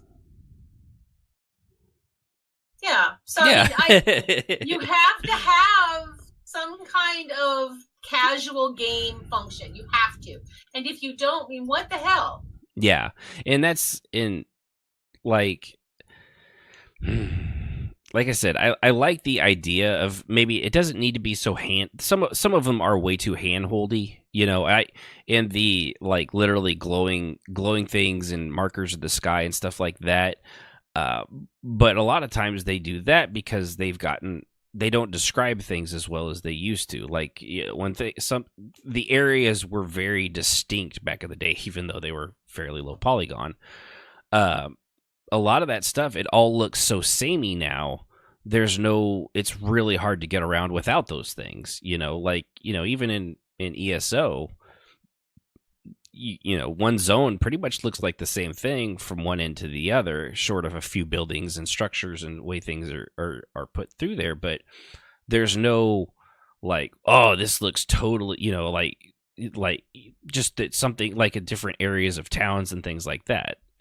Once you get out of the town, it's all pretty much very similar looking. And without those things, it's hard to say, like, behind the waterfall over the western horizon, it all looks the same. Well, you also have to remember that back then the games were very small, and the world was small, and the worlds have gotten bigger and bigger. True, and bigger there is that too. Yeah, as technology has improved, and that does make it a lot harder to know where the hell you are. Yeah, when you're trying to do a quest, and it says over by the bridge of the hill next to the lady that's standing there, and you're like, okay, guys, need a little more specific than that. There's like a direction would be good too. Yeah, can you pick a direction for me, please? So yeah, I just don't have a lot of faith in him, and he's also the one he's not a fan of role players, so I expect absolutely no. I don't expect a lot out of that game when it comes to role play. I mean, I hope to be pleasantly wrong. The other problem for it with me is it really does look like it looks exactly like EverQuest and Vanguard, like animation wise. Graphically, the world itself looks okay. It looks pretty good. It still looks like a 5-year-old game to me, but the character animations are stiff, they're janky. It doesn't look like it's a modern game. He's kind of like, I guess McQuaid would be the George Lucas of MMO video games. Like, he's really good with the ideas of it, but he needs any and everybody else to execute it for him. Otherwise, you get the prequels. Yeah, exactly. You get the prequel trilogy all over again. Sure, he admits that he's a terrible writer, and he only had a few good movies as a director. But you know what? I'm going to do all these on my own. You just admitted that you're only good at so much, and yet you're going to still do everything. Okay, well, Jar Jar Binks it is. So, and again, and this game is not even alpha; it's pre-alpha. So, I mean, that very well could change. But I'm not going off of Vanguard, Vanguard never looked. It was always janky. Never looked good. Yeah, it was always super janky. But and the role player thing, maybe he'll change his mind. That was the deal killer for me. I'm sorry. Yeah. When you go on not a podcast, but you know what I mean. When you go on and you were interviewed and you say role players suck, they're stupid, we don't need them, and I'm not going to pay any attention to it whatsoever. Mm-hmm. Okay, well, see you later, buddy. Have a good time. I give him points for being honest. Yeah, I would prefer him be honest. That's how a lot of them look at it, but that doesn't change the fact that if that's how little you regard all the goodness that our peers do, then we're the first to arrive and the last to leave. Yeah, and if that we're like mean Marines. Then role play Marines. Yeah, well, and there are some that do really. Koji Fox from Final Fantasy XIV. He's their lead story guy, and he actually likes. The reason he loves the roleplay community is because they pay attention to the shit he writes. They appreciate the effort that he puts into it. Now, the rest of the game might be struggling and the content stuff, but the lore of the Final Fantasy XIV world is really good. I really enjoy it.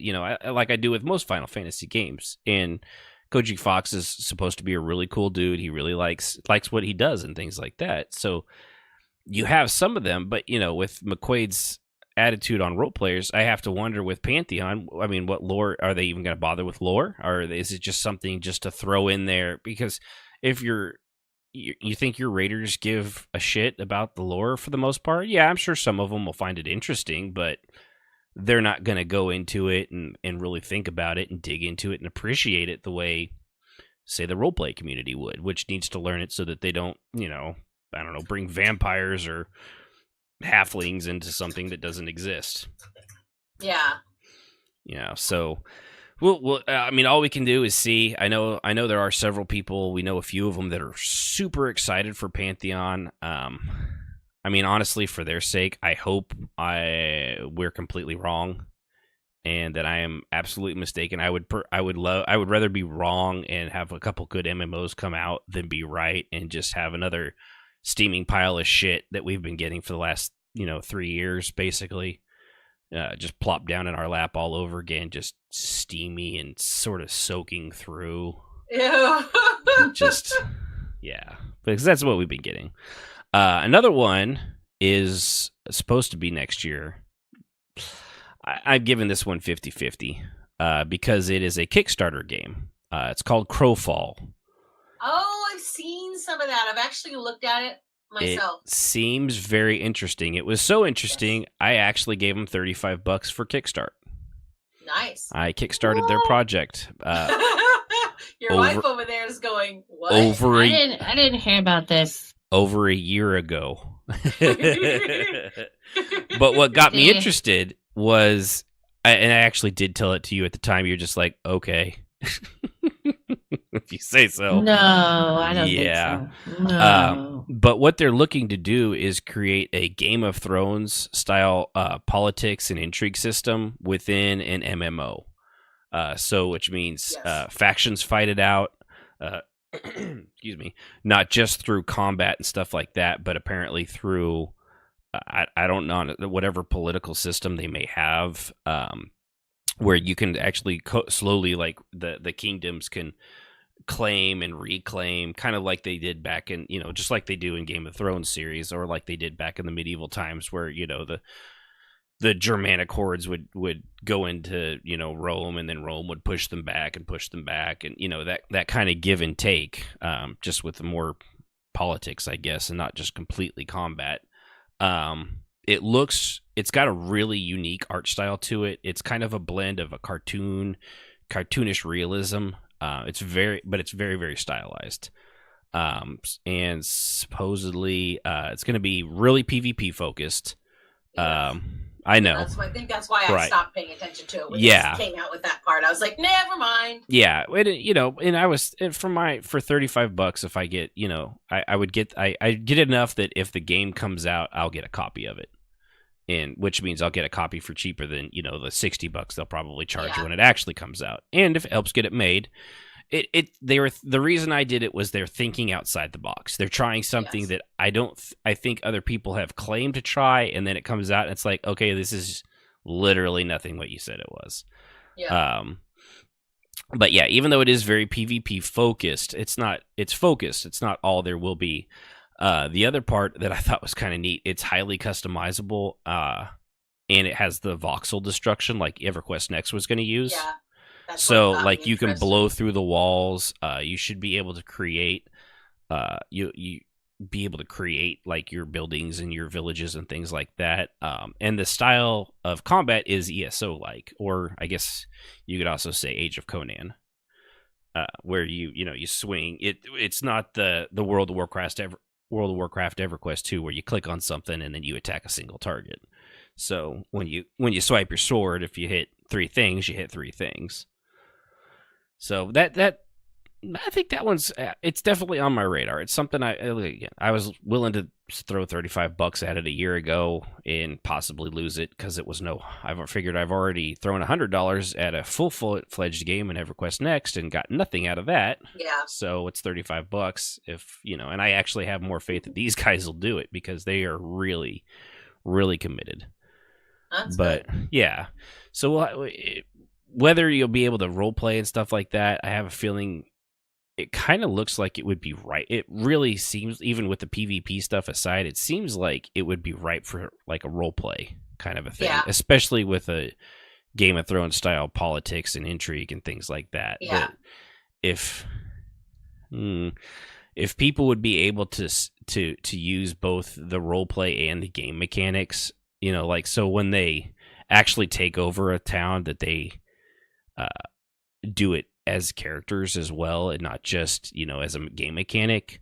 But of course the opposite of that is true. If somebody wins over on you, you can't throw a hissy fit because they took your stuff. Yeah. But that's just it. Then you would have that much more incentive to do it right back. Yes. So it like I said, that one, it's intriguing. It could be really, really interesting if they actually follow through with what they're saying. And they're, unlike our next game, they're not claiming the moon. Yeah. Sorry, I had to catch my breath there. There we go. The last one we have, this is a really short list. I looked through a lot of different lists and a lot of different videos for trying to find stuff that was supposed to come out next year. Very small list, and still, let's 1, 2, 3, 4, about 5 times bigger than the one this year would have been had we done this this for the beginning of last year. The last one is probably the most promising, and I think one not only we're really looking forward to, but I think a lot of people are. I know I've heard some of the podcasts that from like the LBR people that do Final Fantasy 14. I've heard a lot of people really excited for Ashes of Creation. Yes. Or as its unfortunate acronym is AOC, which is the same as Age of Conan, which is really, really confusing. It is, but I'm getting used to it because AOC's dead. Yeah, so. basically. But it's still in my head. Time wise, that game's been what now? 6, 10 years. Is it Getting close to 10 years? Is it now? Jeez. Yeah. But it feels like it was like 2 years ago. To me, like I hear AOC, I'm like, oh yeah, I was playing that game a couple years ago. Yeah, no, it's been a lot longer than that. Yeah. But Ashes, that was like 2008, 2009, I think. Yeah. I'd have to go look it up, but I believe so, yeah. But, so Ashes of Creation, honestly, it is probably the most hyped of all of these. I honestly, they're claiming next year. I really hope so, because we could use an MMO like this. I'm honestly okay with them taking a little longer if it means that we get a polished game and not a pile of shit. Right. Because just as it is in the alpha footage, it looks fantastic. I mean, if you're going off of looks alone, this game looks amazing.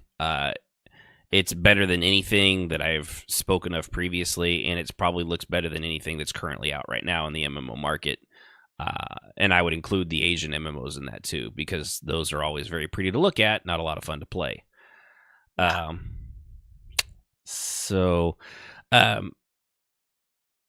and it's supposed to be equal parts PvE and PvP.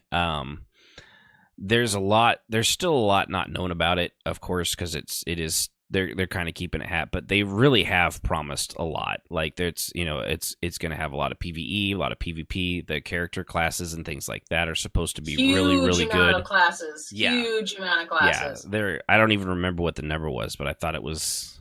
I want to say it was 15 plus. Yeah. Probably. Well, subclasses if you count subclasses. Right, which I do. Yeah. So, and the system they have too, it seems like a similar system to what BDO has, which is nodes and stuff like that, which that was one of my favorite parts about Black Desert Online. But what this nodes in this one is, you can use them to take territories, and you can basically, the longer you have it, it will turn it to a camp, to a village, to a town, to cities, and things like that. The game is supposed to be extremely customizable, so that you can actually literally build your own kind of house and decorate and do all the stuff that Sib likes to do inside a house. It's going to have player housing. Not like it sounds more like Star Wars Galaxies. I was going to say it sounded like Galaxies, where it's in world. It's real world spaces taken, and it's not instance like everything else. Final Fantasy, ESO, EverQuest. Where you go to one door and a list pops up, and there's like 4,000 people living in that one little apartment. So that's and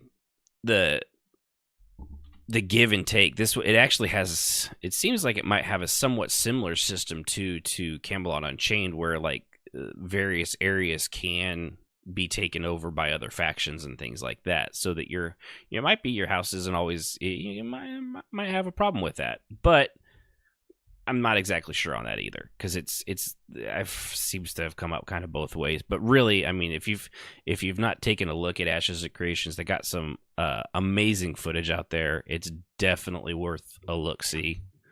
It really is the one I'm most excited and hopeful for. It's basically the only one I'm actually hyped up for, and again, it's not full hype. Yeah, we've tried full hype before, and it always burns you. Yeah. So I'm reservedly hyped. Yeah, so it's excuse me. Cough right into the microphone. That's a good one. There you go. Yeah, just get there. Yeah, all that right there. That's nice and juicy. You can hear the juice. Hear the juice. Oh, stop. Juice. You make me gag. Stop. Oh my God, stop it. Right. She's one of those people you can audibly make throw up just by pretending to. Yes, I don't but I can make people get physically ill just by talking about certain things, and it doesn't bother me in the least. Yeah. So it's just one of those Yeah, we things. did that on an episode once, but I know how to stop you. I'm taking off my headset.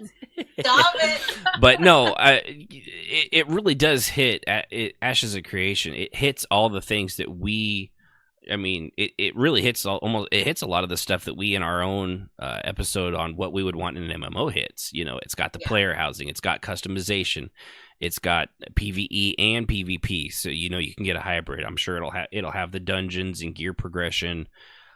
It looks good, so your characters don't look like muddled ass. Or in the even for alpha, does it have the boob sliders? I sure hope so. That's a deal killer if it doesn't have the boob sliders. It almost is for Jazz, actually, because I want to make my boobs on my character as small as humanly freaking possible. I want to be blacked out with both eyes. Dolly Parton. You would. Yes, you would. I think any guy would. If I can't suffocate them in them, then that's not good enough. Good Lord. So I'll take famous titties for 500, Alex. oh God. Dolly Parton. Sorry. You're just bad. He is. What? You should try living with him. Boobs? What? So anyway, but yeah, I know Jazz is big on boob sliders for the exact opposite reason I am. But I would assume I want to make my character have believable breasticles. It's ridiculous that somebody who is an assassin has boobs as big as her head. you got that in ESO. Yes, and I love that part of it. Thank you very much. I don't know why the slider doesn't double up. That's all I'm saying. Oh. Oh my God. Make that leather dirt its job. So, but it really does. It's got just if they could the character models they have out so far. Supposedly they're going to have a lot of other races too, which we've not really seen anything. But I think basically the basic human kind of characters, they do look pretty good, and they for being still like alpha footage and things like that, they actually move very smoothly. And if they even whereas some games they move as good as a lot of games do these days, and that's an alpha where they're still kind of tweaking and twerking and all that stuff. I don't know if twerking. Twerking. That's the thing, right? That's what them young hit kids say right now. Here, over here, do it, twerk. Yeah, that's right. Mm-hmm. So oh, heaven help us. Yeah, it's that's the one I'm looking forward to. I really, really hope that they deliver what they promised. I know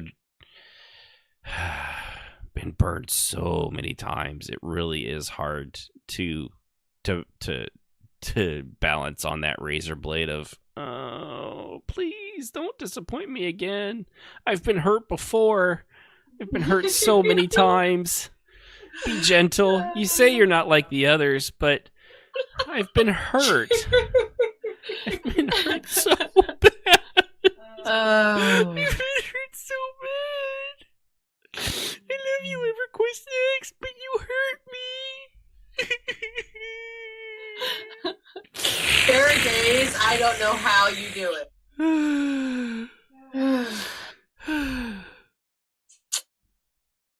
You're so I weird. need a moment. You know that, right? Need a moment. I promised myself I wouldn't cry. Trust me, he's like this all the time. I I really believe am. you. He asked where you can volunteer to go into work on Sundays right now, and so I volunteered. Well, he asked if he could go into work tomorrow, and then he asked, "Do I have to wear pants?" To my supervisor. Yeah, What did your supervisor say? She just stared bust at out me. laughing. Oh my god. She stared for a moment and then laughed. I was like, well, I meant like, pajama pants. I mean, I'm not wearing pants, What was so obviously. That's my funny? day off. One of the other carriers was walking by, and she stops and she looks him up and down. I'm like, that's right, baby. All this could be Oh, God. yours if the Oh, price God. is right. Oh my god. Yeah, so he's like this all the time. All the time. Thank I'm God the sorry. post office doesn't have an HR department. That's all I'm saying. Government bureaucracy at its best. Woo, unions. It's too hard to fire me. No. No, I actually am pretty good overall. But I really did ask that. It'd be my day off. Why should I not be able to wear what I want? Nope. Those uniforms. We don't have uniforms. We're rural carriers. We just Oh. wear regular clothes. Oh, well, that's Mhm. nice. Yeah. But we are required to wear pants. That's Damn the FYI. man. Damn, man. That's right. Pants are just a socio-geological construct. Did I use that right, Jazz? No. Okay, I used it right. Nailed it. Yeah. No. Nailed it. Not even close. Socio-geological construct. That's exactly what it was. It's a construct of. Social construct. No, there's got to be a geological in there because the Earth, Mother Earth, No. is geologically. No. That's where my pants come from. Is Earth. Mm-hmm. I don't even know what to say to that. Denim. I can just imagine him wearing like some sod pants. These are from Mother Earth. They're all me, babe. The only problem with sod pants is all the goddamn goats. And the worms. Don't forget the Oh. worms. They'll chew you a new asshole, like right through it. Oh my god. Really? Ah. Really? You got that. Goats eat grass. The goats eat anything. Be careful with your man bits, dude. Oh, I'm married. I don't have those anymore. Oh my goodness. He is all yours, babe. Hmm Oh. Well, that's all the MMOs we actually had. It's a rather anemic list, and honestly, I don't think half of them will probably even be out next year. I'm just going off of what they claimed, and as all developers are really good at doing that, especially in MMOs, not so much. I really just mostly I know Sea of Thieves for sure. I'm hoping for Ashes of Creation. Crowfall, I've already bought, so when it comes out, it comes out. And the other two, don't really give a shit about. You've already bought Crowfall? Yeah, I did the That's the Kickstarter. one she- Oh, yeah, okay. Yeah, I was like, wait a minute. she really doesn't honestly listen to the show, guys. She's just basically tunes in and out. I mean, I'm just a warm body sitting in a chair. I'll be honest. I'm talking half the time, and even I'm only kind of partially here most of the time. Hey, it's the Christmas season. I have an excuse. Yeah. You do. A She's built-in one. drunk and she's Indian and No, she's Mark. Irish. Oh my gosh. You need No. to stop. She's Irish Indian. She never had a chance. You're just lucky she's conscious right now. You know, To any Irish Indians out there I may have offended, don't worry, you'll forget about it when you wake up tomorrow. Oh my god. So, this is our cue to about wrap up the show for the year. Yeah, I think that's a good note to Okay. end the show on. That's All right. a good place to stop right Yeah. there, yeah. Yeah. Or it gets worse. Right. Yeah, and it will. It will. So listen, guys. Hopefully, we got some good stuff coming up ahead. Really looking forward to next year, and we're gonna have to have a discussion between the five of us now. Scheduling 3 people was already kind of a bitch at times. Scheduling 5, we're just gonna have to try to pick which Saturday or Sunday is best for everybody. Oops, someone's got a message. And we'll have to go from there. So it'll still be during the weekend. It'll be Saturday or Sunday. We just don't know exactly when yet. Yeah. It just depends on when the 5 of us can often get the most of us around. So we will let you know when that happens. And of course, appreciate everybody for tuning in. You can always visit us at www.rpmradio.com, add a /Discord if you want to join our Discord server and chat with us in or out of the show, as a couple people have done.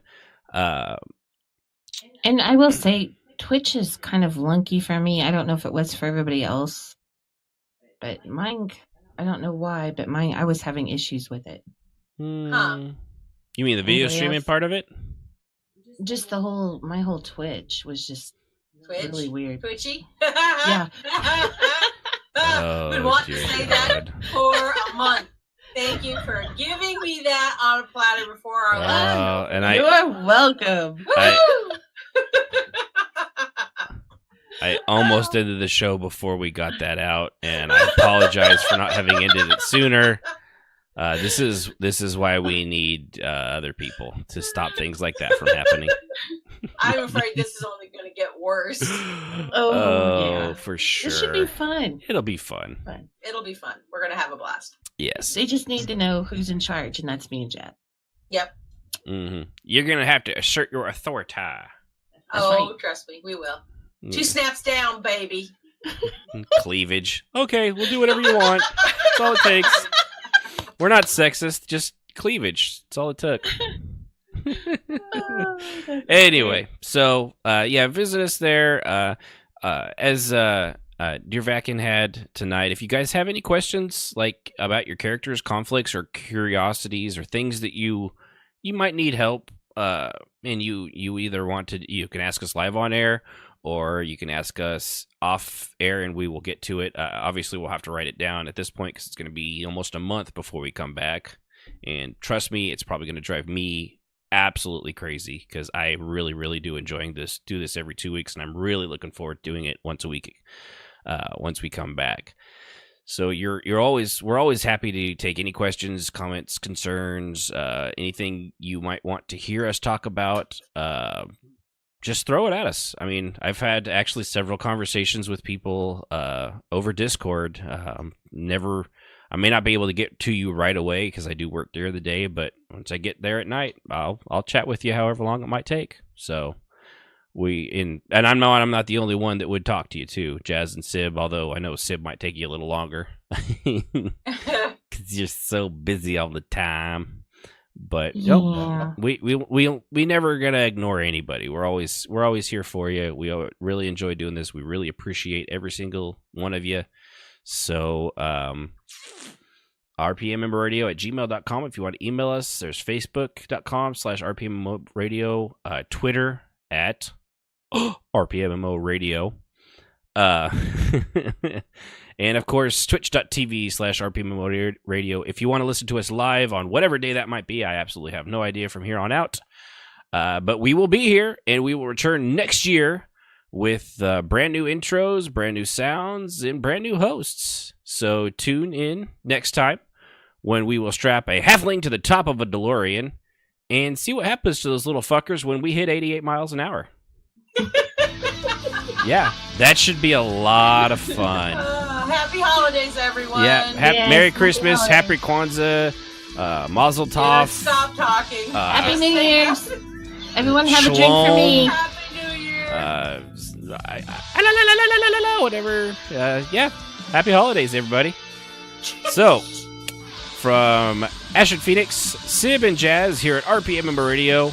Appreciate you guys. Tune in next year, and good night. The thoughts and opinions on RPM Radio are just that and should not be taken as the gospel truth. Music, as always, is provided by Husky by the Geek. Visit him at youtube.com/HuskyByTheGeek to hear all his great video game rock covers and original music.